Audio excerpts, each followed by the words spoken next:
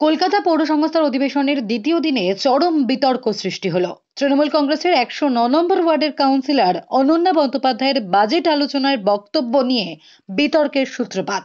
যে আপত্তিকর তুমি কোনো শব্দ ব্যবহার করিনি, যে শব্দটা আমি সংসদে হাউসে ব্যবহার করেছি সেটা অবসেন না, এটা সামাজিক সম্পর্ককে ব্যাখ্যা করতে গেলে সেই শব্দ ব্যবহার করা যায়। এবং আমরা 21 শতকে দাঁড়িয়ে আমাদের যে কলকাতা বা বাংলার কালচার, সেখানে মেয়েরা অনেক বেশি এগিয়ে। সুতরাং এইগুলি পাঠ্যপুস্তকে রয়েছে, সেক্স এডুকেশন। সুতরাং এটা একটা সম্পর্ক বোঝাতে গেলে এই শব্দ ব্যবহার করা হয়। এটাতে নিতে বই করার মতন কিছু না। যারা করছেন তাদের রাজনৈতিক এবং মানসিক অবস্থানটা একটু বুঝতে হবে, কারণ তারা হিন্দি বলার লোকজন, তারা পুরো হিন্দুত্বে বিশ্বাস করে, তারা প্রগতিশীল অর্থাৎ এগিয়ে যাওয়াতে বিশ্বাস করে না। এখন মেয়েদের অনেকটা বেড়ে গেছে। দেখুন, ভারতবর্ষের জন্য অর্থমন্ত্রী তিনি একজন মহিলা, নির্মলা সীতারামন প্রেসিডেন্ট তিনি মহিলা, স্টেটের যে মুখ্যমন্ত্রী তিনি রাজ্যের মমতা বন্দ্যোপাধ্যায় মহিলা। মেয়েরা এখন প্লেন চালাচ্ছে, চাঁদে যাচ্ছে, মেরিনে যাচ্ছে, যুদ্ধে যাচ্ছে এবং মেনস্ট্রুয়াল হেলথ নিয়ে ওপেন ডিসকাস হচ্ছে। এই ক্ষেত্রে আমি একটু তুলনা, মানে একটা সামাজিক সম্পর্ক ব্যক্ত করতে একটি শব্দের ব্যবহার করেছে, which is not obscene also, এটা ব্রাত্য শব্দ। সেটাকে নিয়ে যারা হই বা বিতর্কের পর্যায়ে নিয়ে যাচ্ছে, তাদের কতটা মানসিকভাবে তারা মানে কুক্ষিগত সেটা বোঝা যায়। এরকম একটি সম্পর্ক যেটা হেলথি, সেটাকে নিয়ে বোঝানোর জন্য এই শব্দ ব্যবহার করেছিলাম। আসলে আর বলতে পারে না, এবং আমি সবার আগে শুরুই করেছিলাম নিছক গল্প।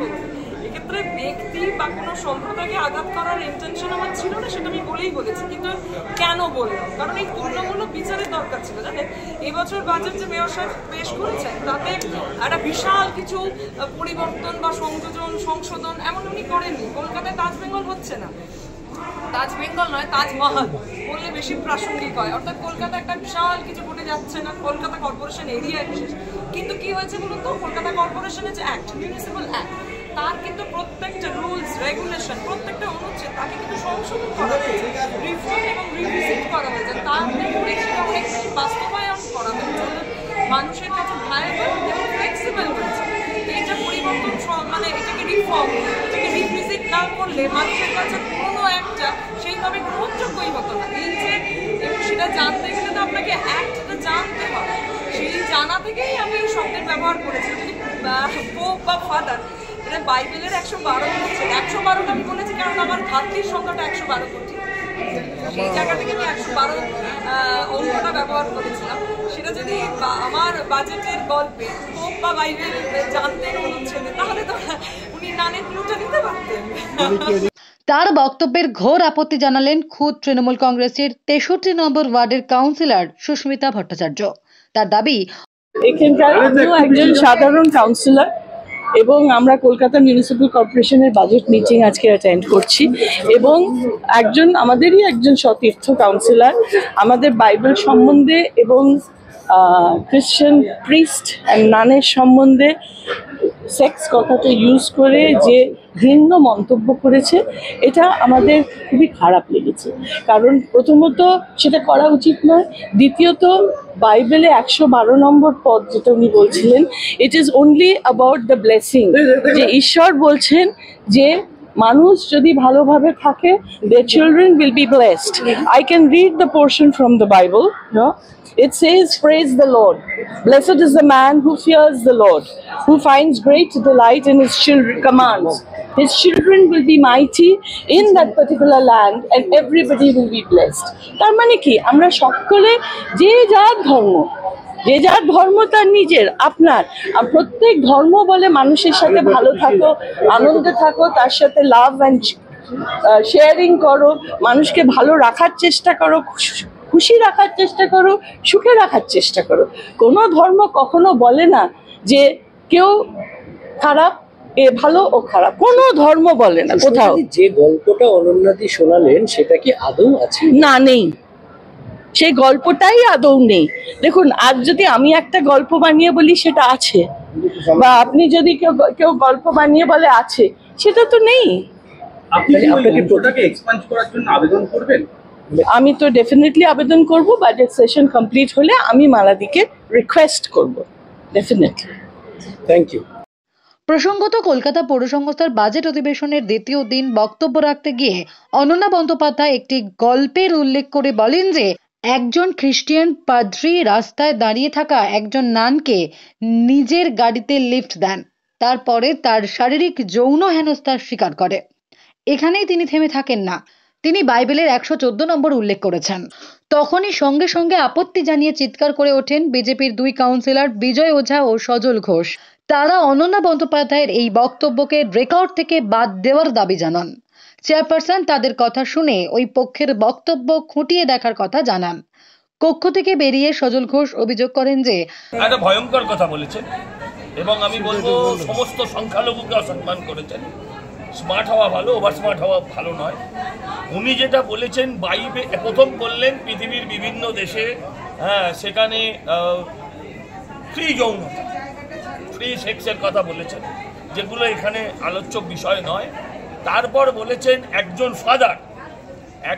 ফাদার তিনি একজন নানকে লিফট দেওয়ার সময়, যা তৃণমূলীরা করে আর কি, সেটা ওনার মাইন্ড সেট আপ থেকে বেরোতে পারিনি। একজন ফাদার একজন নানের হাত টিপে ধরেন, কাঁধে হাত দেন, মানে শরীরের বিভিন্ন অঙ্গ প্রত্যঙ্গে হাত দেন এবং তখন তাকে বাইবেলের ধারা মনে করিয়ে দেওয়া হয়। আমরা ওনাকে মনে করিয়ে দিতে চাই এই দেশ ধর্মনিরপেক্ষ। এই যারা এখানে বড় বড় সংখ্যালঘুর কথা, উন্নয়নের কথা বলে, তারা যখন সংখ্যালঘু মায়েদের, বোনেদের, বিশেষ করে ধর্মের যারা দায়িত্বে আছেন, ফাদার বা নান, তাদের এইভাবে কাল্পনিক গল্প বানিয়ে অসম্মান করার কোনো যুক্তি হয় না। বলছেন যে আপনারা সংকীর্ণ এই ধরনের বিষয়, মহিলারা এগিয়ে গেছে বলেই তো সন্দেশখালী সামনে এসছে। মহিলারা যদি চুপ করে থাকতো তাহলে কি আর সন্দেশখালী সামনে আসতো, শাহজাহান সামনে আসতো না? এতদিন তো আপনাদের বিরুদ্ধে এই মানে ধর্ম নিয়ে কথা বলা বা ধর্মের এগেনস্টে কথা বলার অভিযোগ আসতো, এবার তৃণমূলের এগেনস্টে উঠলো, কি বলবেন? কে কার এগেনস্টে উঠলো বিষয়টা নয়, আপনারা চোখের সামনে দেখলেন শালীনতার মাত্রা ছাড়িয়ে গল্পের গরুকে গাছে তুলে একটা বিশেষ ধর্মকে অসম্মান করে। আমি আশা করেছিলাম তো সবাই দলমত আবার বলুন, কে বললেন? বলুন কে বললেন? বলুন না, সব মিথ্যে কথা। দেখুন দিস ইজ দ্য কালচার। বলুন this is the culture, this is the culture, this is the culture, this is the culture, this is the culture. উনি ট্রেনে স্টিয়ারিং না, উনি চাইছেন না, এটা একটা কালচার। প্রশ্ন হচ্ছে একটা বিশেষ ধর্ম, তাদের ধর্মের যারা যাজক, যারা পুরোহিত, যারা যে ভাষায় যেটা ফাদার এবং নানকে যেভাবে তিনি অসম্মান করলেন, আমরা বিরক্ত করিনি, আমরা ডিস্টার্ব করিনি, আমরা চিৎকার করিনি। দাঁড়িয়ে শালীনতা মেনে, সিস্টেম মেনে আমরা শুধু বলেছিলাম যে এটা আপনার এই শব্দগুলো রেকর্ড থেকে বাদ দিয়ে দেওয়া হোক, কারণ এটা যথেষ্ট অসংসদীয়, অসম্মানের কথা। আমি বিশ্বাস করি সমস্ত খ্রিস্টান সমাজ এবং যে কোনো সুস্থ বুদ্ধি সম্পন্ন মানুষ, যে কোনো ধর্মের, তারা এর বিরোধিতা করবেন। যারা সংখ্যালঘুদের নিয়ে বড় বড় কথা বলে, তারাই সংখ্যালঘুদের ধরনের উপরে আঘাত নেমে এসেছেন। তাদের দাবি অবিলম্বে অনন্যা বন্দ্যোপাধ্যায়ের বক্তব্যকে খারিজ করা উচিত। তার অভিযোগ, তারা খ্রিস্টান সম্প্রদায়ের অপমান করে তাদের ধরনের উপর আঘাত এনেছেন। এই বিষয়ে কলকাতা পৌর সংস্থার চেয়ারম্যান মালা রায়কে প্রশ্ন করায় তিনি বলেন, দেখুন, বাজেটে নানা রকম বক্তা তার নানা রকম বক্তব্য রাখতেই পারে। এখন একদল বলেছে বলে আরেক দল বলবে না, সেটাও কোনো কথা নয়। পুরো বাজেট শেষ হয়ে যাওয়ার পরে যখন আমরা প্রসিডিংস তৈরি করব, সেখানে আপত্তিকর মন্তব্য যদি কিছু থাকে, এক্সপাঞ্জ বলে একটি শব্দ আছে, সেই শব্দ যেটা অপান্তেয়, সেগুলো আমরা ব্যবস্থা গ্রহণ করি এবং সেটা চেয়ারম্যান হিসেবে আমার করার কাজ। যদি সেরকম আপত্তিকর শব্দ আমরা গভীরতা কিছু দেখতে পাই, তাহলে সেটা নিশ্চয়ই এক্সপাঞ্জ করা হবে। সেটা এখনই হবে কি না বলবো না, তার গুরুত্ব বুঝে তবে হবে।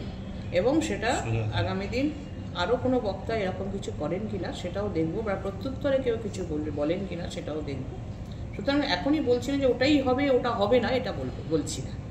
সেটা দেখিনি। আমাদের সাধারণত প্রসিডিংসে কোনো আপত্তিকর মন্তব্য বা আপত্তিকর শব্দ থাকলে সেটা চেয়ারম্যান হিসেবে আমার ইখতিয়ার আছে সেটাকে বর্জন করা। আপনি বললেন যে আপাতত দুপক্ষের বক্তব্যটাই নোট করা হচ্ছে, মানে আপাতত নোট করা থাকছে।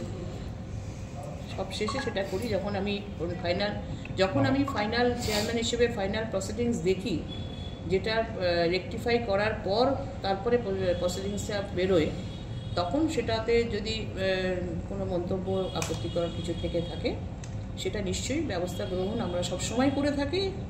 এখন যদি সেক্ষেত্রে যদি দেখব সবার বক্তব্য শোনার পর কি উত্তর দেওয়া যায় বা এক্সপান্ড আদৌ করা হবে কি হবে না সেটা ডিসিশন তখন নেব। কিন্তু মানে শুনুন, বিভিন্ন শব্দ কারোর গণতন্ত্র সকলেরই আছে, যে শব্দ অনেক সময় বক্তারা নানা রকম তার মন্তব্যে বলে থাকেন এবং সেখানে তার দায়িত্ব তো আমার নয়। সুতরাং আমার যে আইন অনুযায়ী যে ব্যবস্থা নেওয়ার সেটা আমি নিশ্চয়ই নেব। Thank you. ওকে, বাজেট অধিবেশনে তৃণমূল কংগ্রেসের এই বক্তব্য নিয়ে আপত্তি জানিয়েছেন খোদ তৃণমূলের 2 খ্রিস্টান কাউন্সিলর। তাদের অভিযোগ, তারা তাদের দলের কাউন্সিলরের থেকে এই ধরনের বক্তব্য আশা করেন না বলে জানালেন তৃণমূলের 2 councillor. Bureau report, Durnibar Bangla news.